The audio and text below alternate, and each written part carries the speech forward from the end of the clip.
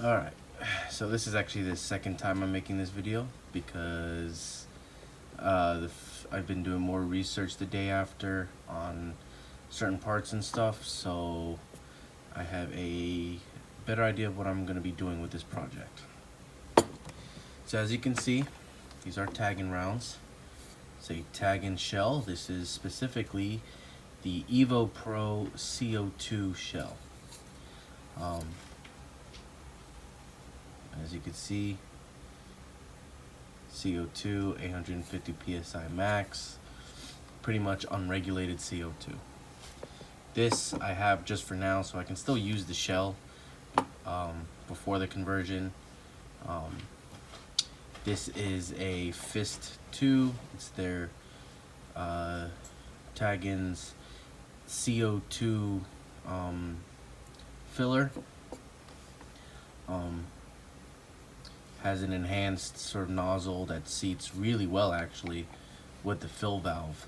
It seats really well, like there's no way to screw it up. It's when it goes in, it sort of aligns itself perpendicular. It's really good. When I first put a CO2 in here though, actually it was funny, as I put the CO2 in, I cranked it down, tightened the cap all the way, and I was like, well, the CO2 didn't puncture because I didn't hear a hiss, I didn't hear anything. No sound, nothing. What happens though is actually on the first time you push the fill valve in, this nozzle actually goes in and punctures it. So you could put a CO2 in here, not use it, and then be like, oh, at the end of the day, be like, oh, well, I didn't use it. You can still unscrew it and have a still perfectly good CO2 capsule. So that's kind of neat. So there's this. You can take this red knob off and you do some unscrewing of the actual top part, and you can use this on an HPA tank or like a Tippmann CO2 tank or whatever. So you don't need 12 gram CO2. You can put this onto like a HPA type thread tank for CO2. I don't understand why. Well, I guess I do a little bit, but they have a HPA shell, and then they have a CO2 shell. So if you're going to use HPA, make sure you're using a CO2 tank, not an actual HPA tank, because a non-SLP HPA tank usually outputs around 900 psi, and in here it says 850 psi only. So you could bust something. I'm not going to risk it, but just a quick note. But yeah, if you do want to not use 12 gram CO2, you can get those larger CO2 tanks. They look like aluminum HPA tanks, but they're for CO2. So you could use that instead. What else? This is my launcher. It is a Skullfrog GMP. This was the rifled version. I took the rifling out.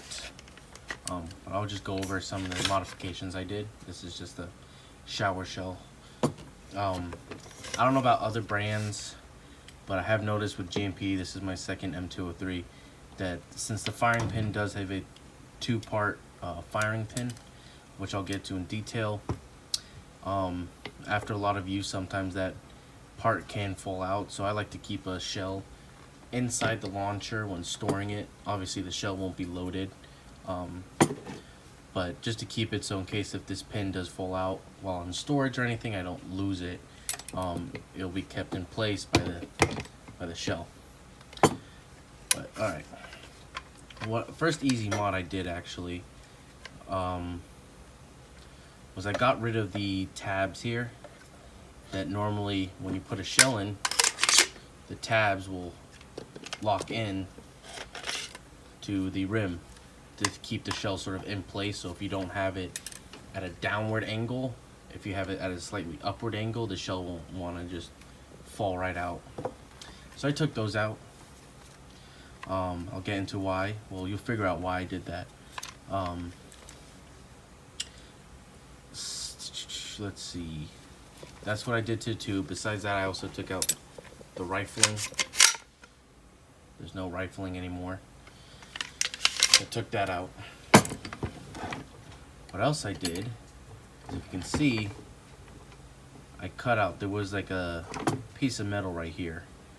I cut that out because, so I'll bring you a little closer. I don't know if you, yeah, you'll be able to see this. The firing pin and the trigger would usually come out about that much when you pulled it. I made it so it comes out almost like half an inch. So it comes out a lot. So as you can see, if I kept that metal bridge in there, when you go to pull the firing pin, it'd only be able, the trigger would only be able to move this much. So I cut that away. As you can see, there is a hole in the trigger right there.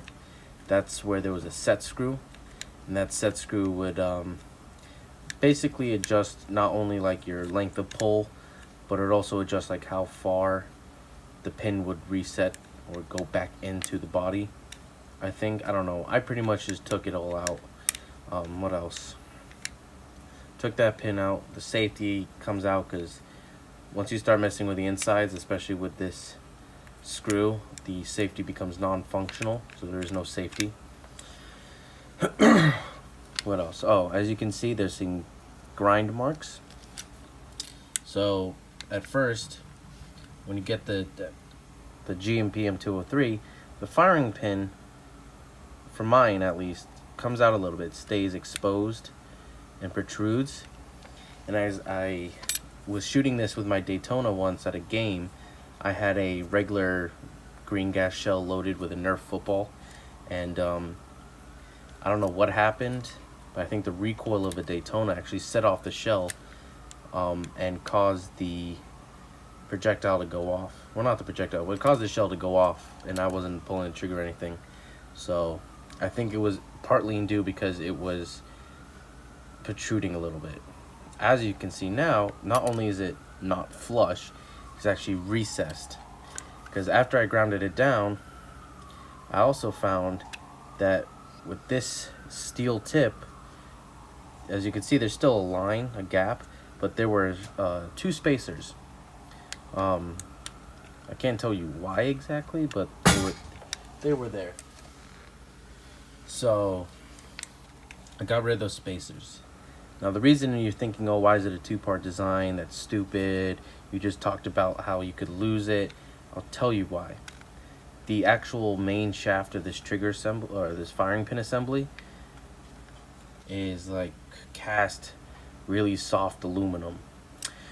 And what happens when soft aluminum makes contact with like harder aluminum or even steel surfaces, like the release button on a grenade shell, well, it will start deforming and mushrooming and that kind of stuff. So they put a little steel insert, blah blah blah. I think it would have been better actually if they used like a threaded like steel insert actually, but this is just literally looks like sort of like a big head nail, and it's just shoved in there. There's no threading, nothing. There might have been glue maybe, I don't know, but that's what they did. So there's that. Internally, I did make some adjustments. Let's see. I'm not gonna take it apart, but let me see if I can draw it for you guys.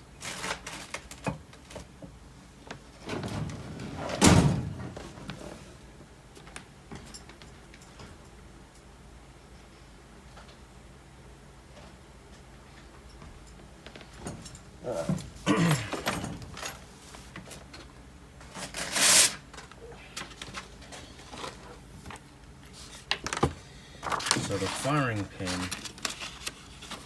comes out. So you have the firing pin, sort of comes out like that.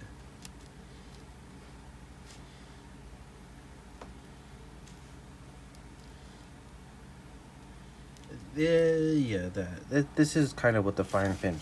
So that's the front of the firing pin right there, and you have a spring that comes like this.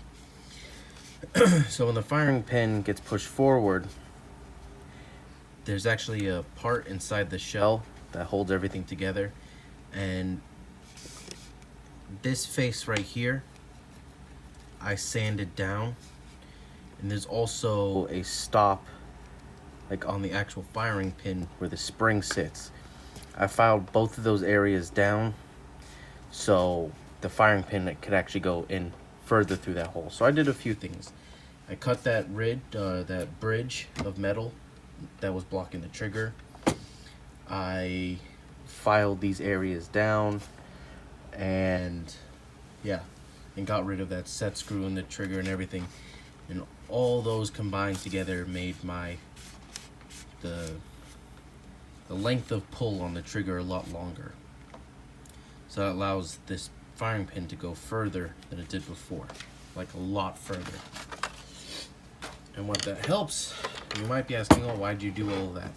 Well, I know for some shells with the GMP m203, there were certain shells, which I don't have anymore obviously because they didn't really work too well, where that the original stock adjusted trigger, there wasn't actually enough force when you pulled the trigger, or there wasn't enough throw to depress the button reliably all the way down to release the gas. And that does two things.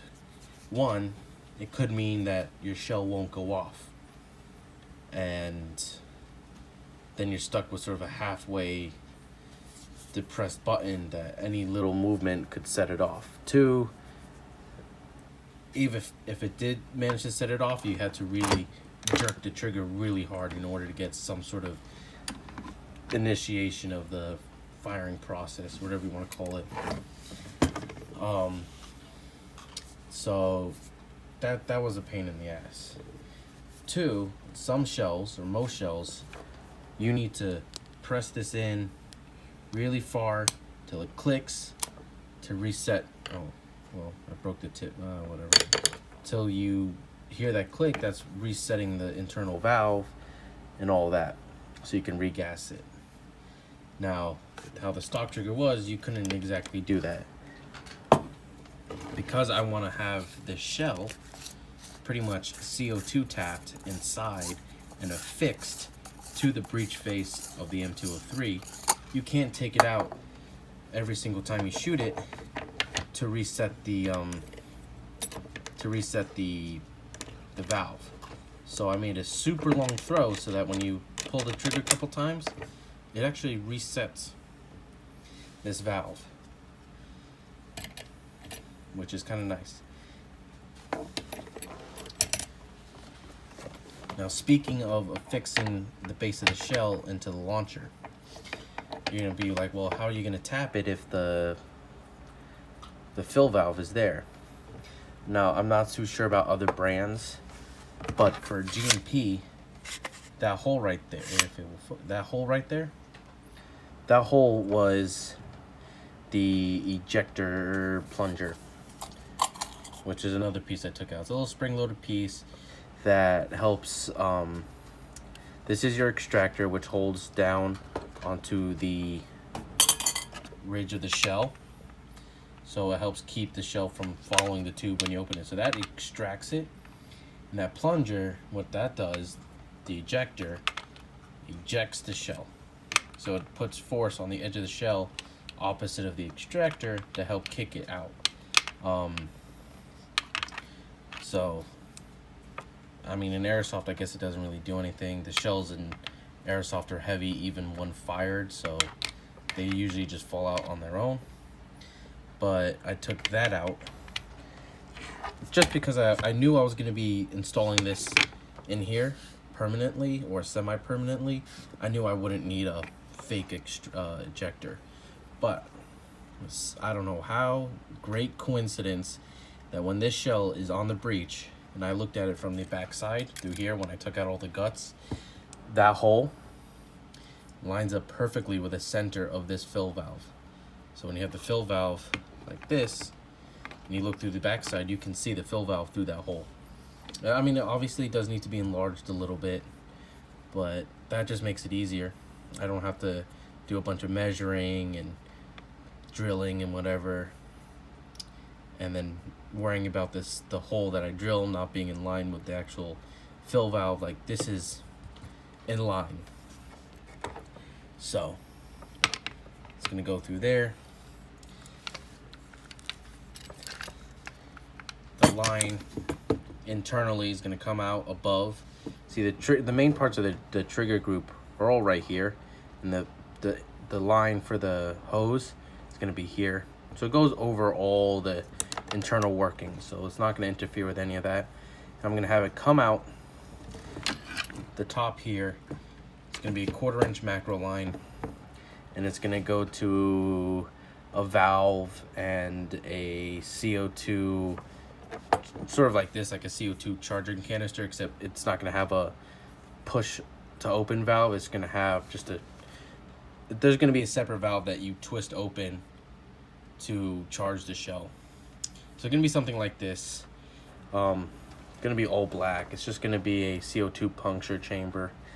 And I'm gonna probably like bolt on or something like a fake flashlight head, or just take a cheap flashlight and take the actual lens part of the flashlight and put it on.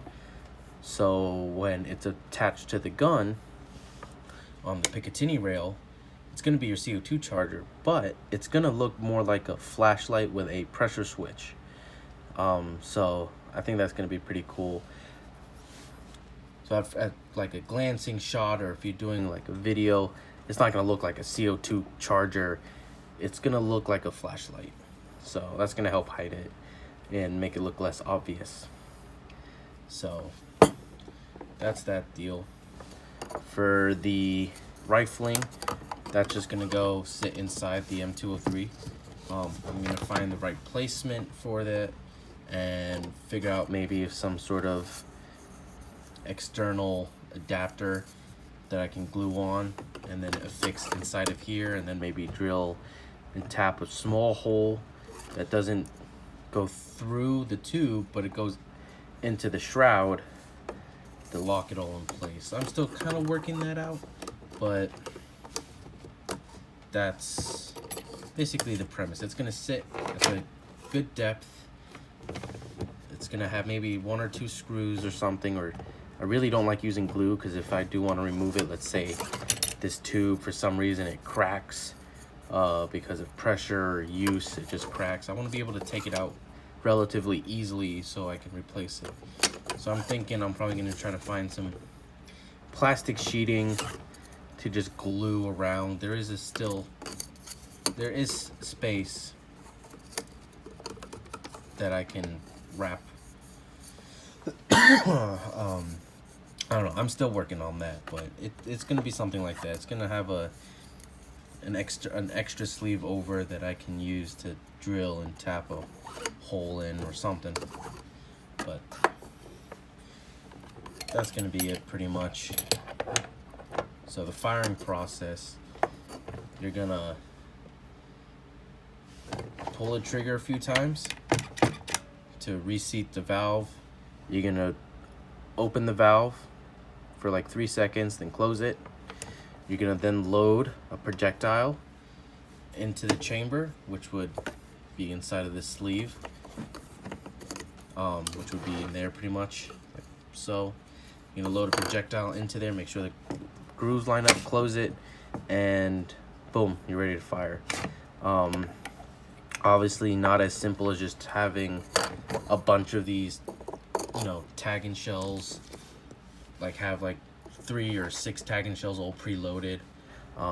That would obviously be a little bit easier, but then if you remember, these are like $75 each.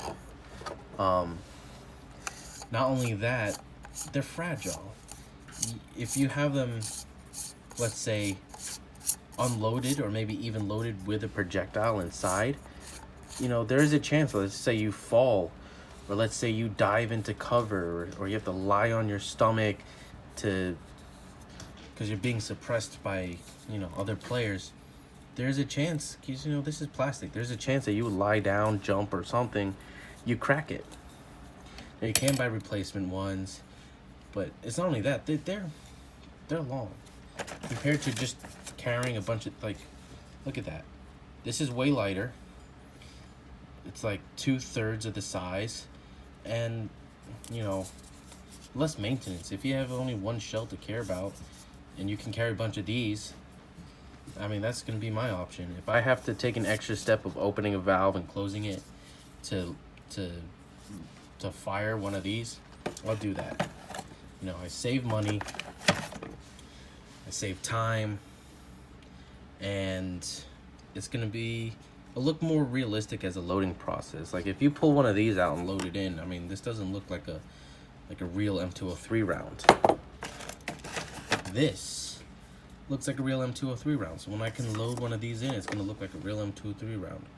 I mean, obviously, with this gold base at the back of the breech, it's not gonna look too realistic, but I mean, let's face it, who's looking at the back of the breech of an M203 when they're loading something? They're looking at the round they're shoving in there.